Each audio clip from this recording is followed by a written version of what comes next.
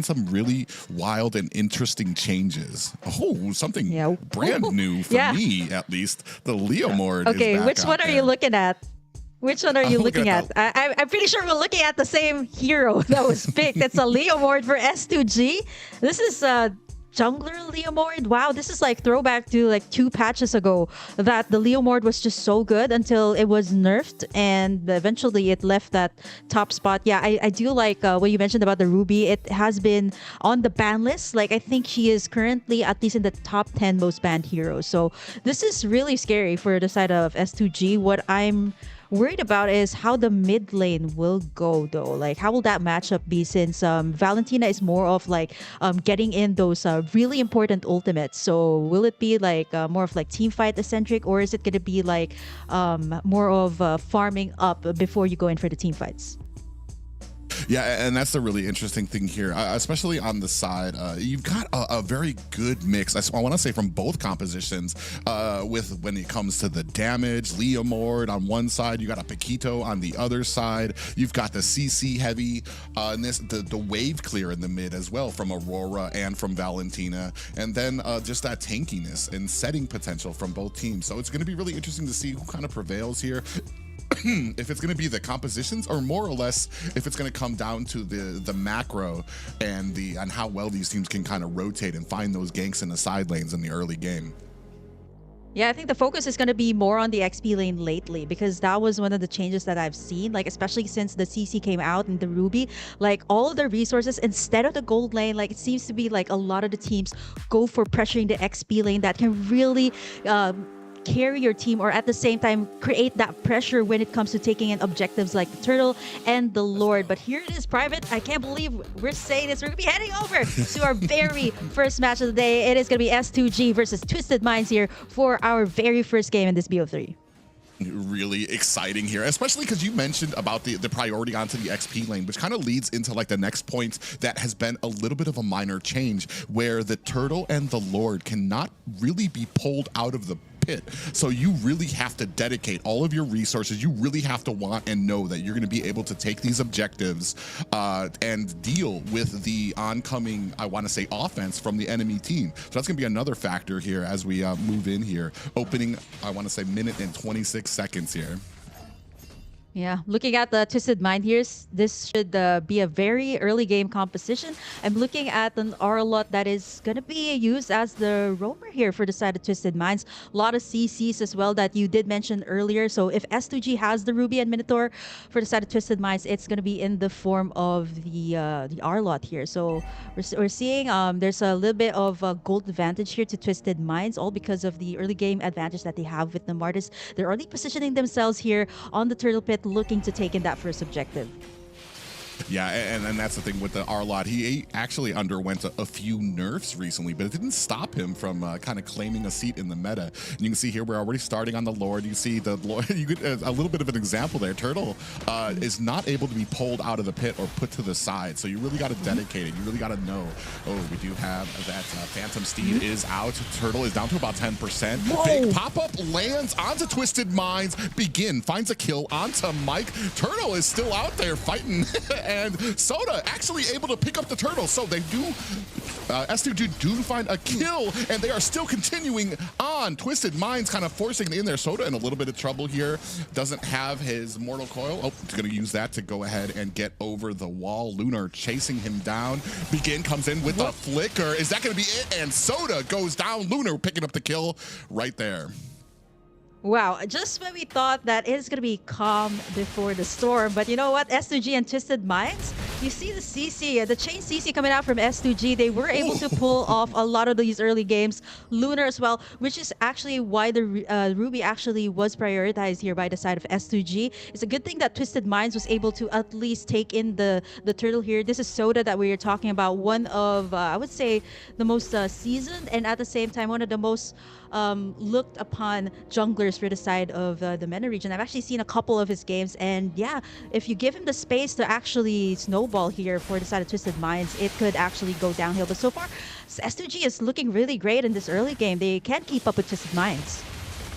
Yeah, and that's the thing. The Twisted Minds able to get the turtle, but eventually, I mean, lost the fight. Took 3 deaths up there. So, I mean, you kind of final slash comes out as we're talking about. Karo in trouble there. Had a Frigid Glacier out there as well. Soda claims a death there. Beginnings gets found out in the bush and is going to go ahead and create some space. Yeah, they actually took that time to pick up that kill up to Karo. That would have been a really good setup though, but there was not any follow-up just yet. If the Ruby was there, it could have gone a different way. But let's take a look at this top side. It's going to be trouble here for the quad. They're looking. Sano. They smell blood in the water. And good thing for Sigibum, he saw it and was able to kind of back up, create some distance from that tower. And unfortunately, I want to say not a wasted rotation, but you spent a little bit more time up there and weren't able to actually claim anything. Here comes the next turtle up here as well. Yeah, I like the aggression here of S2G too. Like they were able to get in that early game that we kind of expected Twisted Minds to have. And here it is. Oh, final slash onto Karo. Yeah, He's at half HP. Final slash on Karo, and a lot of damage, already down to about half health. Is going to go ahead and heal himself back up, and they're taking this turtle to the edge of where they can. I think they're looking to kind of pull it out to get a reset on it right now. 4 members of S2G here trying to contest for it, and the turtle gets reset. This is what we were talking about. These little turtle dances now are a little bit more, I mean, you have to be very careful about it because you're pretty much putting yourself in harm's way, and now both teams able to kind of find a little bit of an advantage there. Final slash comes out on the kazoo. Here comes the Phantom Steed. Turtle down to about half health and pulled reset out again. Oh, this is gonna get, wow, I can't imagine the Lord fight at this point, right? This is gonna get really tricky though. Wow, nice tug in onto Soda though. Yeah, and a big pop-up onto the rest of Twisted Minds. Mauro finds a kill onto Begin. Turtle down to about 5% health. Mike running for his life. Is he going to be able to create that distance he's looking for? He's got a little bit of that shield and gets taken down by Kazoo. A great aggression by S2G. Able to get the turtle at the back as well and then push forward onto Twisted Minds. Yeah, S2G kind of understands that, you know, Twisted Minds has this early game. And if you compare the Leomord to a Martis, right? Like if you keep on giving Soda the space here to keep on farming, to keep on getting those resources, again, the early game could be a bit different here. But S2G kind of understands that. And if they see a clash, they will definitely commit. We're starting to see some pressure being made here on the bottom side. And Sano is just, we actually haven't checked Sano here. He hasn't picked up any kills yet, but he's been working on the top side and the bottom side here for the side of Twisted Minds. Yeah, and something new kind of coming into this meta too has been the tanky carry builds that we've been seeing. Over here you can see she has picked up that the belt as well. So especially with the amount of true damage that a carry is able to dish out now, I mean, tanky is almost the way to go. It gives you a lot of protection. It gives you, I want to say, a little bit of gank proofness, and you're still able to dish out a ton of true damage.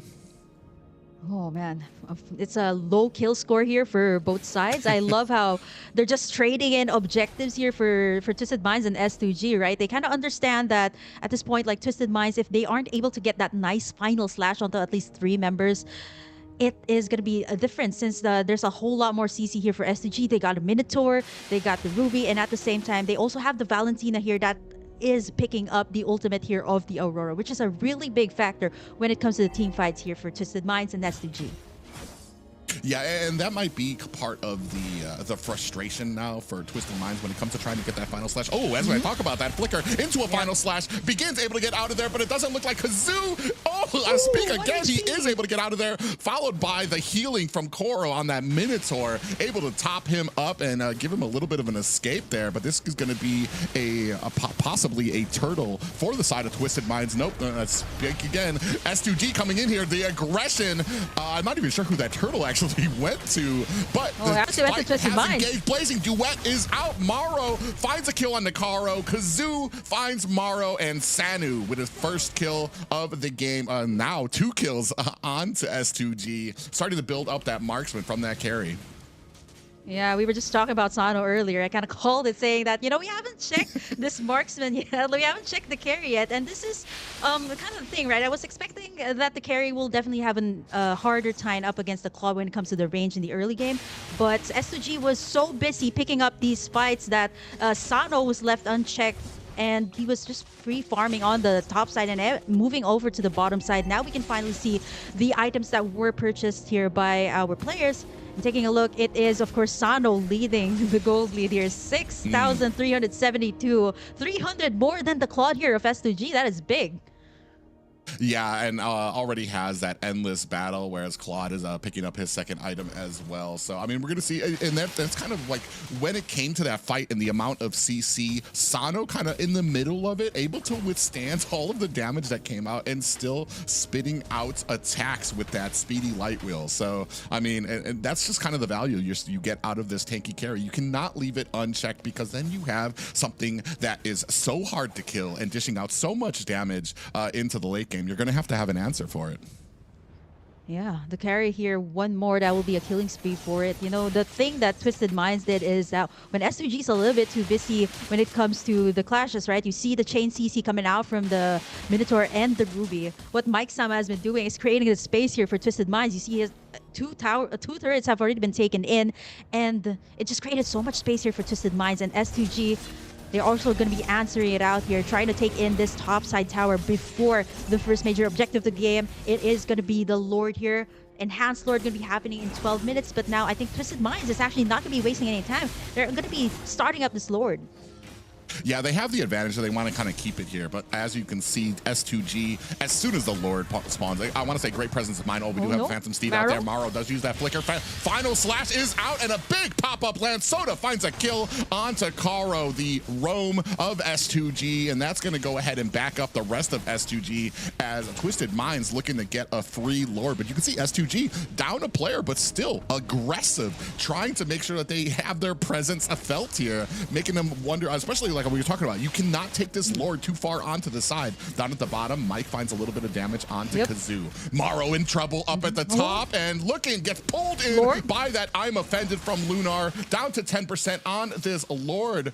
I don't even know. I'm pretty sure Twisted Mind's going to be able to scoop that up. Soda with the kill. Ooh, with a tiny bit of health there. Lunar is in trouble. 10% health. Here comes the Phantom Steed, and then that new passive from Coffin does not save him. Mike in trouble, gets taken out by Kazoo, and it does look like Sano going to be able to get away with that flicker and a dash out, but not probably going to be able to protect this tower. Oh. They are doing their very best. Actually, look at the damage coming out from Sano, forcing the rest of the members of S2G to actually back away. Nice tuck in, though. Lord is going to be taken in by Twisted Minds. That tower? Well, it is still there. Half HP. Bottom side, Lord is going to be marching down that side. It's not the enhanced Lord yet, but this is going to give the time for Twisted Minds to actually create a space. Top side, mid lane. They're trying to defend it, and there you have it. Sano on a killing spree. But so does CG Boom. He is also shredding a decent amount of damage here up against Twisted Minds. Yeah, I want to say both of these teams doing such a great job knowing the limits of their characters, knowing and being able to protect things when usual teams might have to back off and maybe give up a tower. They're still able to find, even when it comes to two. And we even saw when it came to that Lord clash, there was basically a 2v5, but still able to find an advantage. S2G comes in, doesn't get the Lord, but is able to find some kills as well. But Sano, man, is a monster, getting all over the map right now and able to take down these towers. Yeah, at this point, I wouldn't be surprised if like almost 100% tower damage comes from Sano here. He's already worked on the top side, bottom side. I mean, the entire map. He's already taken in a lot, and this is really good, right? He hasn't been shut down just yet by S2G, and that's something that they need to do right now before this enhanced Lord that will be spawning in the Land of Dawn real soon. Let's take a look at the items here. Oh, wow. Look at the Claude, too, of Sijimu. He has taken in the Demon Hunter Sword and the Golden Staff, so these are the key items coming out from the Claude. So this should also be a problem for Twisted Mind. I love how they're being aggressive here for S2G, right? Even though that they weren't able to take that Lord, they were willing to take those fights. Yeah, and it is really amazing. And Sano sitting at about 10k. Basically, I want to say full build when it comes to the damage that they need. Just basically a golden staff and an endless battle needed to really... Oh, Maro with the concealed play finds a final slash on the two members of S2G. They're going to go ahead and flicker their way to safety. This is the thing about Maro, right? Like, once you get that final slash and then you combine it with Aurora's ultimate, you've seen it in the Lord class earlier, and it was actually what won Twisted Minds that objective But right now, it's just going to be a dance between these two teams, clearing out the waves, making sure that they have the right space when it comes to this Lord take. But looking at the map here, again, the map control is going to go to Twisted Minds. They definitely have the better position here for the Lord, but we have massive CC here from S2G. If they can get that nice Minoan's Rage, and then you combine it with the I'm Offended of the Ruby, this will be a good type of play or an epic comeback that can come around from the side of S2G. Yeah, you see Karo coming up here in the front, trying to check on the status of the Lord. Cuffin in a little bit of trouble. Gets caught under the tower, but they reverse it, and Kazoo actually gets caught, and that means S2G does not have a retribution for this Lord, and Soda's going to go ahead and start on it. Oh, that was big for the side of S2G, or rather Twisted Minds, because the outplay coming out from Cuffin, he still had that passive, because he was trying to go for the pickoff, but then it just backfired on the side of S2G. They're going to have to take this Lord. This should be a free Lord, though, for the side of Twisted Minds. Yeah, it does look like you can see Mike and Maro doing a good job of zoning out S2G from this Lord. And yeah, and that's the thing is, it was kind of questionable there just because Kazoo went in and Aurora still had that, Cuffin still had that passive. So, I mean, even if you get the kill, you're going to have that Ice Form to compete with while you're sitting underneath the tower just taking hits. Yeah, it's kind of like the passive of the Nana, right? Like, you don't know when it has that passive, and it has that second chance. Pretty much like an immortality, I would say here, which is one of the good things that I have seen in the revamp of the Aurora. I love how they added that. But here it is, the enhanced Lord for the side of Twisted Minds Private. It is going to be marching on the bottom side. So let's see how Twisted Minds will try to pressure in S2G here. But we're waiting in for the setup here of Karo with that Minotaur. Yeah, you can see the final slash came out there, and actually now Maro takes a heap of damage underneath the turret. Karo able to find the kill on there, the roam. Soda here looking to press on to Lunar, who's going to go ahead and put the last touches onto that Lord. Really interesting. Oh, final slash comes out there as well. Cuffin in a little bit of trouble. Look at the amount of CC and damage coming out. Blazing Duet finds, he's not able to find Aurora. He's trying though. Lunar finds a kill onto Mike, and Soda and Sana go down as well. Cuffin alone, no passive on him. Is he going to be able to get away? Look at the freezing. This is what I was talking about. The CC from this Cuffin right now, but it is not enough. They are able to chase him down.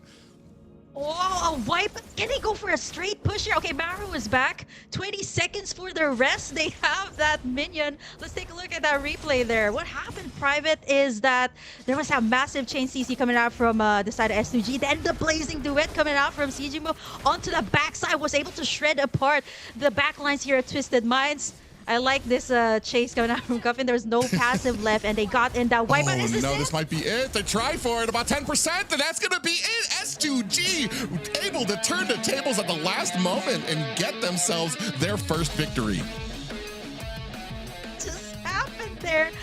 But that one wipeout, they were able to get it a victory. I thought it could have been at least like they could have at least bought some time, right? Because Mario was back up and the rest still had like a few more seconds, but that was one straight push after that single wipeout. That was what I was talking about, the combination of the Ruby, and then you got that Minoan's Rage onto like 4 and the Blazing Duet too at the backside. We can't forget that. Yeah, well, I want to say, like, I mean, it was amazing. As soon as the Blazing Duet came out in that BMI, he was deep into the back line, absolutely shredding them. And even when the Blazing Duet, they hadn't killed them and Aurora's passive had gone off, he still had enough damage to chunk down 2 more players, and then they were able to kind of chase down the Aurora as well. So, I mean, man, a great play there, especially being able to get deep into the back line like that, where I want to say they were having issues taking down the CC of the Aurora, the damage from the carry, and they were able to kind of find the answer there at the last, especially coming off of a defensive push from the Lord. Yeah, actually, it was nice that the carry there flickered out. Like, even Cuffin was pushed back in because they saw the massive chain CC, right? I thought it could have gone to Twisted Minds, but what we didn't notice was like the main thing that was really hard for Twisted Minds there is that they didn't notice that Blazing Duet. Like, if Sigibum didn't pop that in onto the back